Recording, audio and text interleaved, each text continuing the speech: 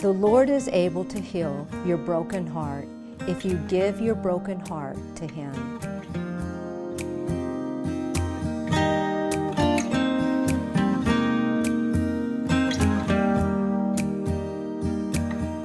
Chris and Rusty Golden are no strangers to the country music world. Sons of William Lee Golden, a member of the Oak Ridge Boys, they grew up singing Southern gospel music.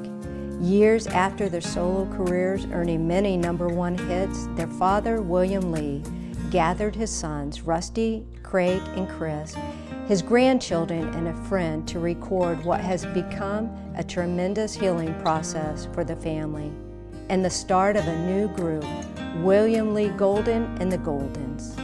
This is their story. This is today's Nashville. This is Faith. Rusty, Chris, what a pleasure it is to sit down with you here at your dad's house. Wow. Golden era. Here we are. Okay, It's our first pleasure. question. Who's the oldest? I always hated that question because Rusty is. By many years. But he acts the youngest, so How many years? just 4 years difference. Just 4 And we have a years. brother in between us, Craig. I know so that, it's yeah. every Craig. 2 So years. you're the baby. I was for I a thought long Craig time. was, so I got that mixed up. So No. yes, you I have was a for younger long one, time. I have a, Solomon. Right. Solomon. So, what was it like? I'm still my mama's baby. I bet you are. What was it like growing up in the Golden family? It was, you know, I've been asked that question a few times, and it really, we knew that Dad was different than most other dads, but it was just something that's what our dad did, you know. He was gone a lot. We knew that. He wore a lot cooler clothes than any of the other daddies at school. He looked like a gangster most of the time, looked like a good fella, sort of, you know, because they had the gospel and the, you know, Cadillacs and the...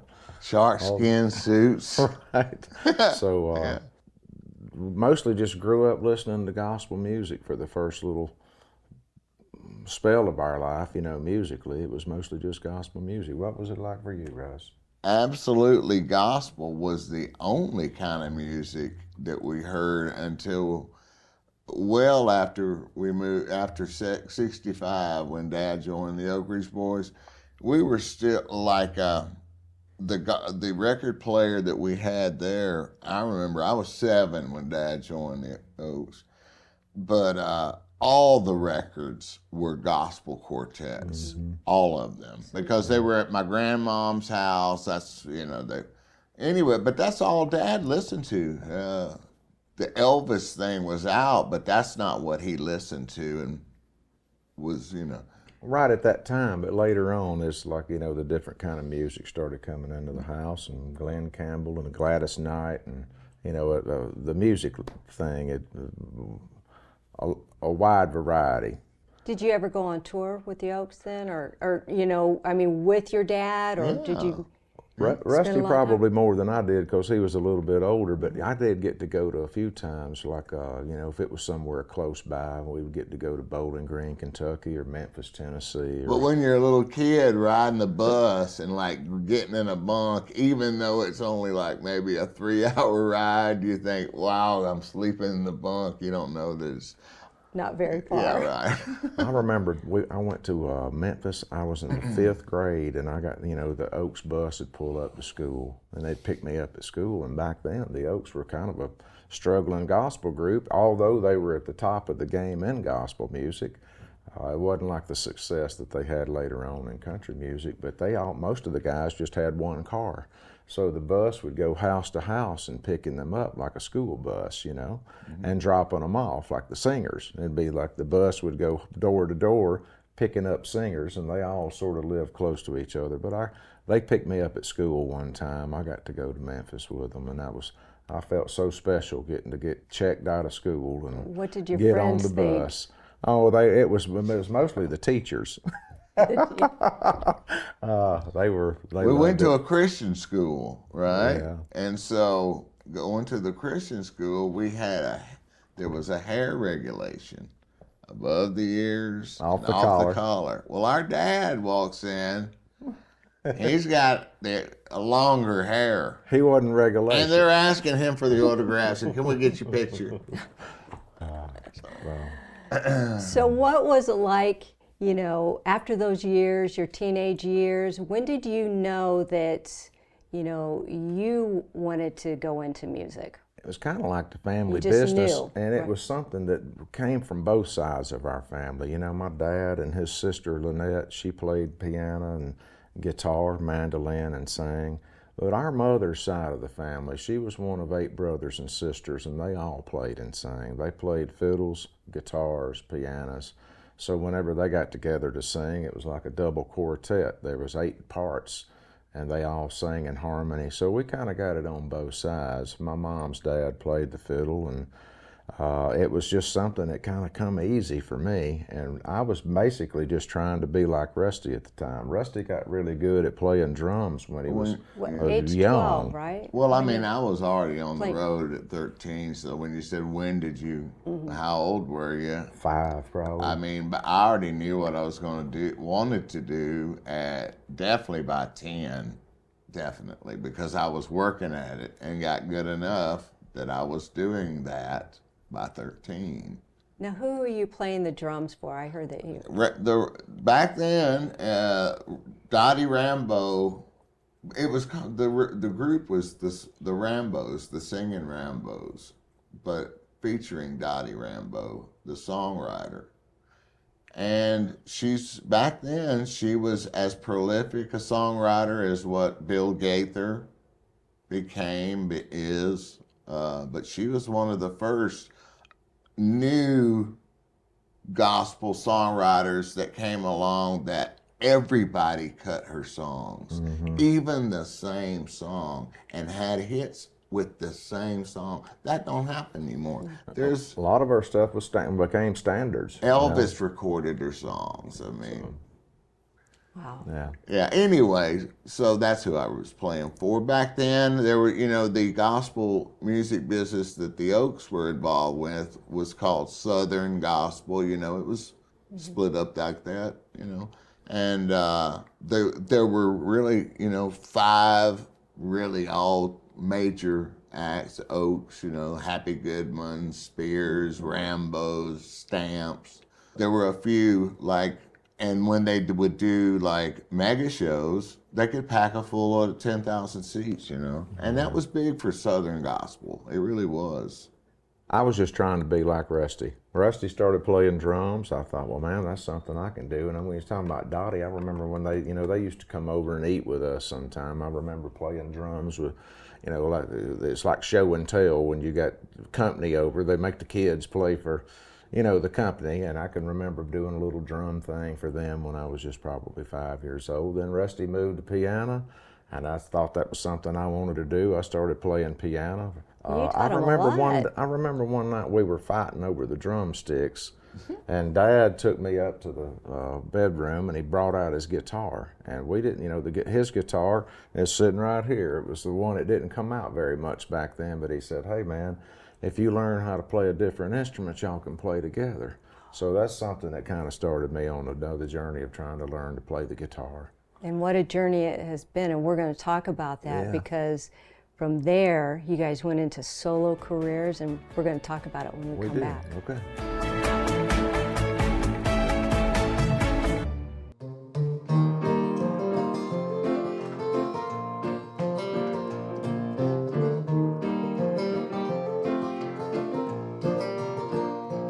At my door, the leaves are falling, and cold wild wind will come.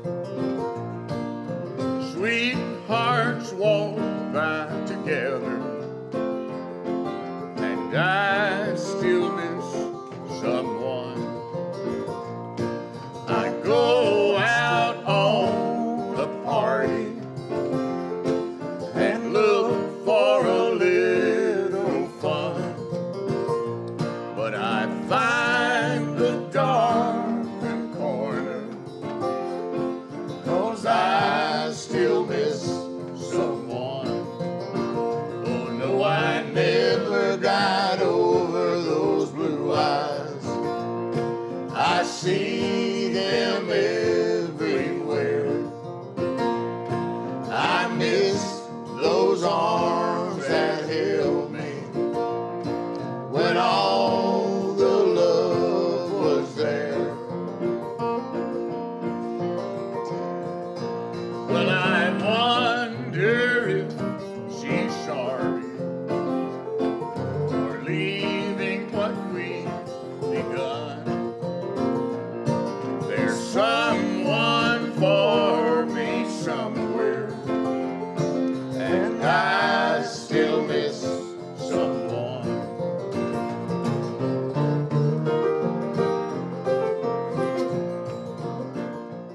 Rusty, Chris, let's talk about those teen years and how those years led you into your band, and then you ended up going solo. So let's pick up there. Well, during our teen years, you know, we really had the best of both worlds growing up. Basically just went to school in Tennessee. Most of our time in the summertime and every holiday was spent down on the family farm in Alabama, South Alabama on the Florida state line. Where we're from. That's where we all came from, and our grandparents had a farm down there. They didn't have a television until the mid-1980s. So there was not a lot to do other than hang out in the kitchen and learn how to, we're world champion bowl lickers from way back from hanging in the kitchen. But anyway, we also hung out in the fields with our granddaddy and learned how to drive tractors, and then they had pull weeds, and they had a little church down there that all the keys worked on the piano, and they had a PA, and we had a key to the church. So we used to get to go down and hang out at the church a lot, and there would be these 3 equal revivals going on, and you know, my grandparents went every night. So that was, so a lot of the music that influenced us was made at home or made at church during that time. But in our teens, you know, my first professional job was playing piano with a gospel group too, and we did the whole gospel circuit. Got out of high school, joined up with Rusty, had a band going called the Boys Band. They wound up being on Electra Asylum Records and releasing pop music, and I was their drummer for a little while. It was actually during that time 2 pop for country, 2 country for pop. But it was released on the pop charts, and although it had a lot of country type influences, bands come and go. We had another band. We would Rusty would write 5 or 6 songs. We'd go in and record them, and we would try to get a record deal. And we did that for 2 or 3 years. And finally, it was a little bit more Americana rock and roll type stuff we were doing. But then it started. They said we went going down to Muscle Shoals a lot, and it was.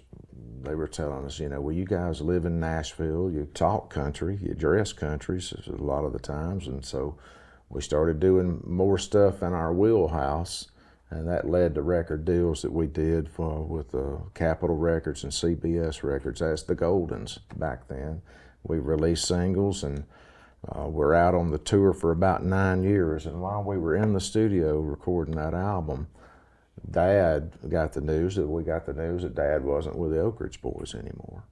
So we invited him to come to the studio to get away from the telephone during that time. He wound up being we got him to sing. He would always talk about music was a healing power, and he was going through kind of an emotional time at that time. And that story, a reason I told that is because it kind of come back to that during the pandemic with us. We toured for 9 years, and although it might have been dark days. For one thing, we finally got to kind of go on that family vacation we had never been on, and it lasted for 9 years. So we got to go. Tell me about your faith. When did the Lord get a hold of your heart and say, okay, you're mine? I was 13 years old at a revival with G.W. Birdsong preaching. I remember his name. He was a friend of our family, and it's, you know, he had those pleading eyes as he was doing the altar call. He said, just one more.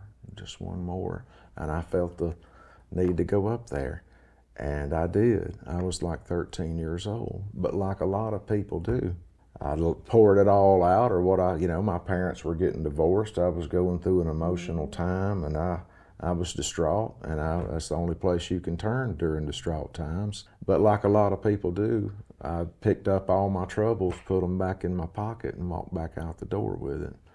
And after we were on the road for a while, started kind of living the lifestyle that comes with that, and you get away from the things that you know that you were taught and were right. And I had a praying mama and a praying grandmother and granddaddy that you look back on situations and know that you got out of certain situations that maybe could have gone a different way, in a bad way.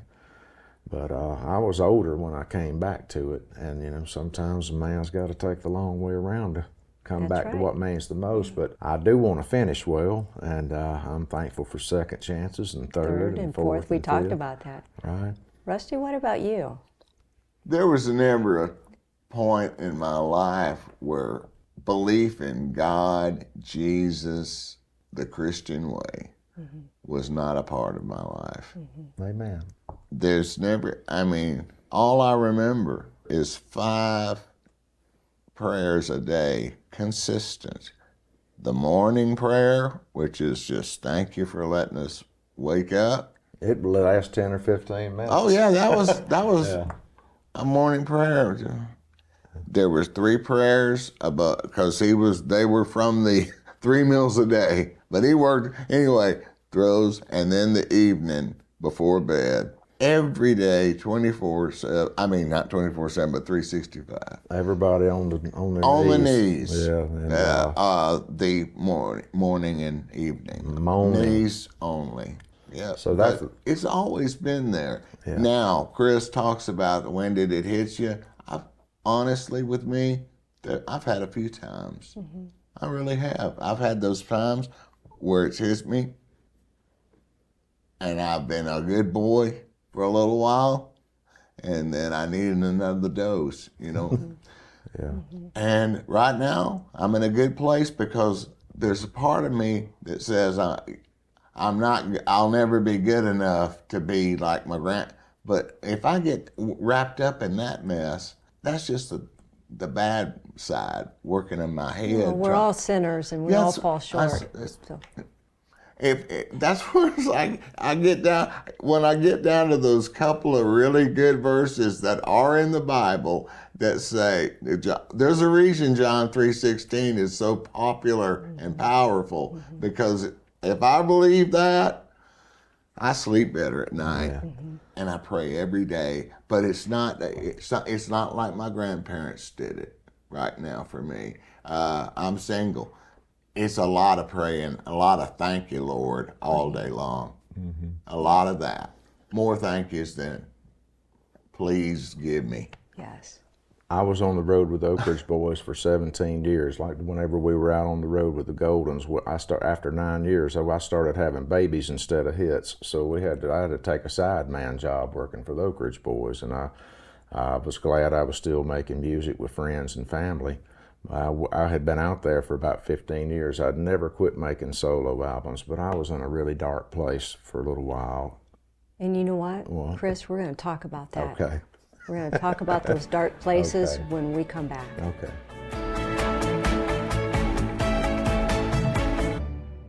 Chris, let's talk about that dark place. Well, I had been out on the road with the Oaks for a lot of years. I'd never quit making solo music, but during this time, we were on a Christmas tour, selling out everywhere we went, and there was we were playing a lot of union stage halls, and they have the thing where they call the stage is dark. And that's when nobody's allowed on stage or you'll be fined a union fee, something like that. We were right outside of Los Angeles in Cerritos, California, and I had been kind of in a dark, or not kind of, I'd been in a dark place. I was feeling unfulfilled, although I was feeding my family. I had a lot of music in me that I don't feel like I was getting out. I was missing my family, doubting my calling. And I knew it was the evil one working on me, and I went into the theater there, checking my drums. I was playing drums at the time, and I saw a man sitting out there. And a lot of people think I'm crazy when I tell this story, but I know how powerful it was to me.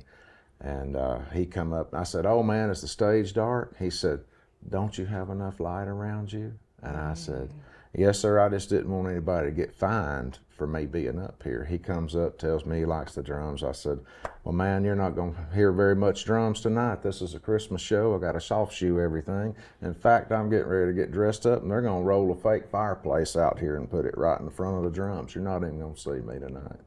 And that was the ego in me, like, you know, it's like, I'm the only guy there on stage they're hiding back here, you know, and it was my ego, man. It was a lot of ego stuff going on. We exchanged pleasantries, and he told me, I said, "Well, man, I play other things, and I sing and write." He said, "Don't talk about gifts in a negative light." So we exchanged pleasantries. I went out to the lobby to take a little box of CDs that I was trying to sell on the intermission and after the show, and I turned around, and he was standing there. I didn't hear him follow me, and it scared me. And he said, "Man, I didn't mean to scare you." He said, "But I felt led to tell you, man, you need to quit playing for the guys that write your check and quit playing for the people that pay good money to see the guys that write your check. You need to start playing for the one that gave you the gift." And man, I started shaking, and I asked him, I said, "Are you an angel?" And he said, I'm just a messenger. And I said, well, that's what angels are. I asked him again. He said, I'm just a messenger. But I went straight to the drums and I put, I'll play my best for him, pa-rum-pa-pum-pum. And then I put, play for the one that gave you the gift. Every time I change the skins on my drums now, that's the first thing I do is write that on there. But it changed my trajectory during a dark time. And I told him, I said, well, I'm not going to know if you're an angel till I get to heaven, but I do know who sent you. And the timing was perfect.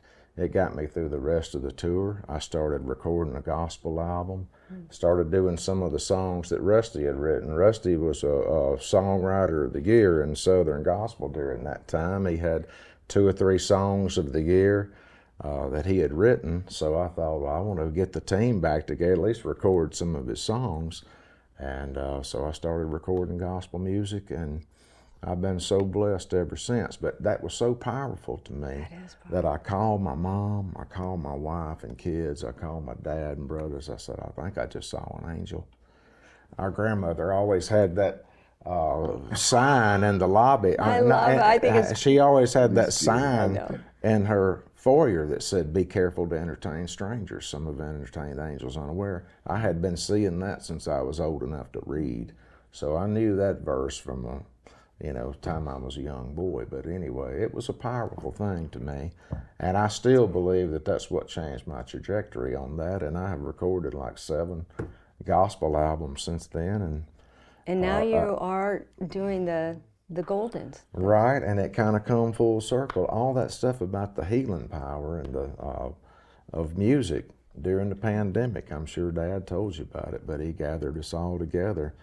Our mother had just passed away. She fought a valiant battle with pancreatic cancer, but and she got her final healing. But we were all had been dealing with that for a little while, and he knew that music was a healer. None of us had been able to go out and play and sing, and it affected him too. Although they had been apart for a long time, they were junior high school sweethearts, and had still had a lot of love and respect for each other. But soon after that, we go into the studio, and the first 13 songs we recorded were gospel, and it did have a healing power, So although we've all gotten to play with all these different groups, Oak Ridge Boys, Alabama, Larry Gatlin, and the Rambos, or whoever, making music with the family, nothing really brings me greater joy than that. With your family. Yeah.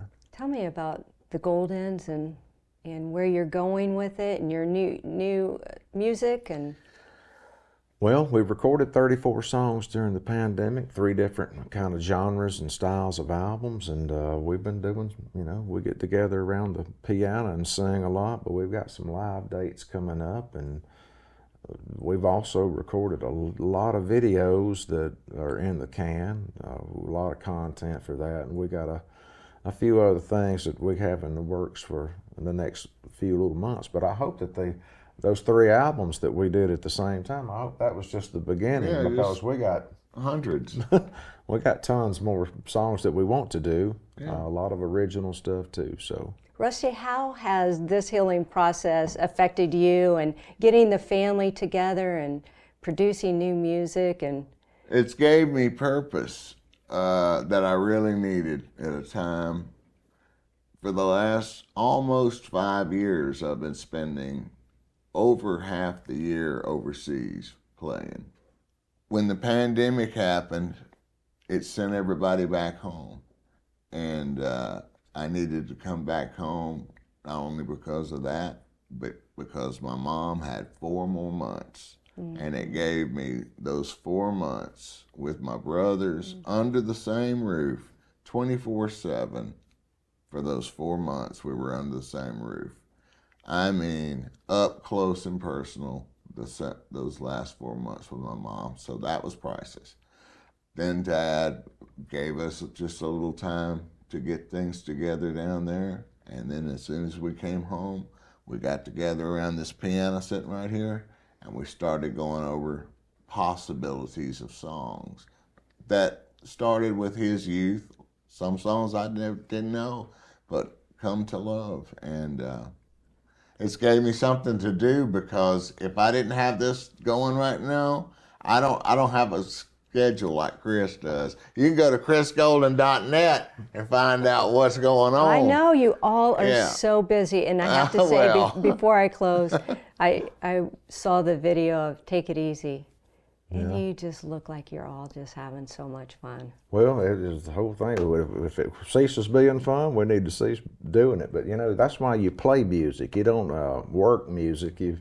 A lot of people just say, "Where are you guys working next?" It's like, well, we're playing, and you know, so we're going to play around this piano. We're not going to work around it. We're going to play. But you know what? You're bringing a lot of light to people's lives, and I'm just so honored, and thank you for sitting down with me today. Thank you very much. My friend, are you living in the darkness? Jesus wants you to know that He is the light of the world. Trust Him with your life. This is today's Nashville. This is faith.